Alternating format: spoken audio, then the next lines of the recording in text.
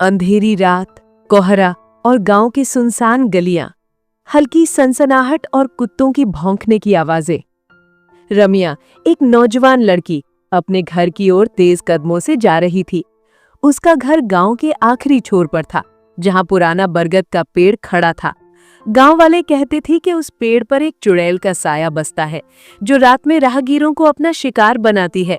रम्या इन बातों को बकवास मानती थी। रम्या का चेहरा हल्का डरा हुआ लेकिन निश्चय भरा।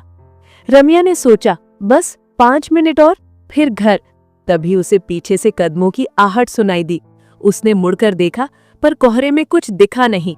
उसका दिल जोर जोर से धड़कने लगा। उसने कदम और तेज किए, मगर आहट और करीब आ रही थी। बरगद के पेड़ के पास पहुंचते ही हवा ठंडी हो गई। रम्या ने देखा, पेड़ की शाखाओं में एक काली परछाई हिल रही है। लंबे उलझे बाल हवा में लहरा रहे हैं। रम्या के पैर थरथराने लगे। उसने भागने की कोशिश की, पर उसके पैर जैसे जमीन में गड़े थे। उसकी लाल आंखें चमकती हैं, चेहरा मुर्दे सा। कौन कौन? रम्या ने कांपते स्वर में पूछा। परछाई ने ठंडी हंसी के साथ कहा, तूने मेरा पेड़ देख लिया, अब तू मेरी हो। अचानक परछाई जमीन में समा गई और रम्या के पैरों के नीचे से मिट्टी खिसकने लगी। एक काला गड्ढा बन गया जो उसे खींचने लगा।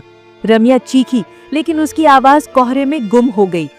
एक तेज चीख और अंधेरा के साथ रम्या किसी तरह छटपटाते हुए घर पहुंची। उसने दरवाजा बंद किया और सांस लेने की कोशिश की, लेकिन तभी खिड़की से वही परछाई झांकी।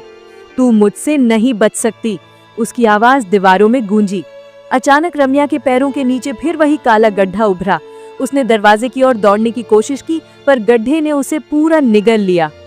सिर्फ एक भयानक हंसी गूंजती है।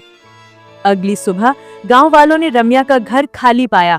बरगद के पेड़ के नीचे जमीन पर एक ताजा गड्ढा था, जैसे किसी ने उसे खोदा हो। गांव वाले डर से कांप उठे। लोग कहते हैं, हर अमावस की रात उस गड्ढे से रम्या की चीखें सुनाई देती हैं और बरगद की शाखाओं में वही परछाई नाचती है। क्या तुम उस बरगद के पास से गुजरोगे? वो गड्ढा अभी भी इंतजार कर रहा है।